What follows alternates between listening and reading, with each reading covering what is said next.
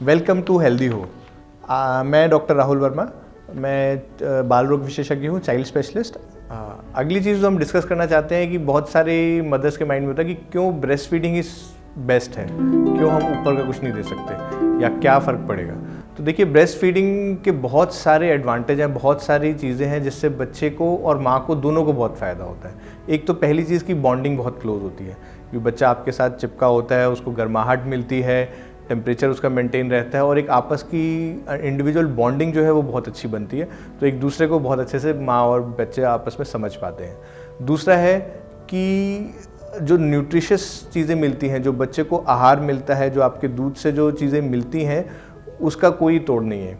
जितने proteins, carbohydrates, जो भी चीज़ें मिलनी चाहिए वो अप्रोप्रिएट मात्रा में आते हैं, जिसे हम कुछ शब्दों में ये भी कहते हैं कि it is tailor made for the child. कि अगर बच्चा आपका वज़न कम है तो माँ के दूध में वो चीज़ें, चिकनाई वाली चीज़ें ज़्यादा आती हैं ताकि वज़न ज़्यादा बढ़े, या बच्चे का वज़न ज़्यादा है तो करस्पॉन्डिंगली कैसे बच्चे का ग्रोथ बेस्ट पॉसिबल वे में हो, वो सिर्फ माँ के दूध पे होते हैं।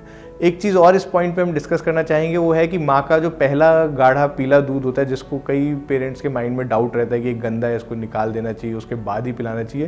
ये बिल्कुल गलत है, ये बिल्कुल मिथ है, जिसको हमें बर्स्ट करना हमारे लिए बहुत ज़रूरी है। क्योंकि जो माँ का जो पहला गाढ़ा पीला दूध होता है, जो देखने में थोड़ा गंदा सा लगता है, वो उसे हम कोलेस्ट्रॉल कहते हैं, और वो इतना ज़्यादा ज़रूरी होता है कि वो बच्चे की life long immunity, life long allergy से फाइट करने की जो आगे चल के क्षमता रहेगी, वो उस पर डिसाइड करता है। तो वो तो हर हाल में अगर हम पिला पाएँ तो उससे बेहतर कुछ नहीं होगा।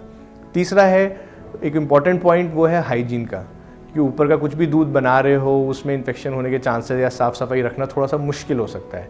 जबकि बच्चा अगर छाती से डायरेक्ट पी रहा है तो उसमें कोई और मीडियम नहीं है जिसके थ्रू इन्फेक्शन आ सके, और बच्चे को जितनी ज़रूरत है वो आराम से सक कर लेता है और उसके बाद आराम से माँ की गोदी में ही सो भी जाता है। तो एक बहुत अच्छी बॉन्डिंग होती है, बच्चे का न्यूट्रिशन बहुत अच्छा रहता है, बच्चे की ग्रोथ बेस्ट पॉसिबल होती है। और हेल्दी जानकारी के लिए लाइक करो, शेयर करो, सब्सक्राइब करो हेल्थी हो।